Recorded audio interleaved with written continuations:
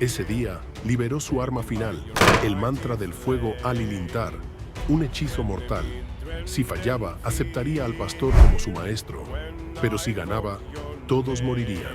Alilintar, Zarot Ekta, Firosh Darema, Kaitha Orunma.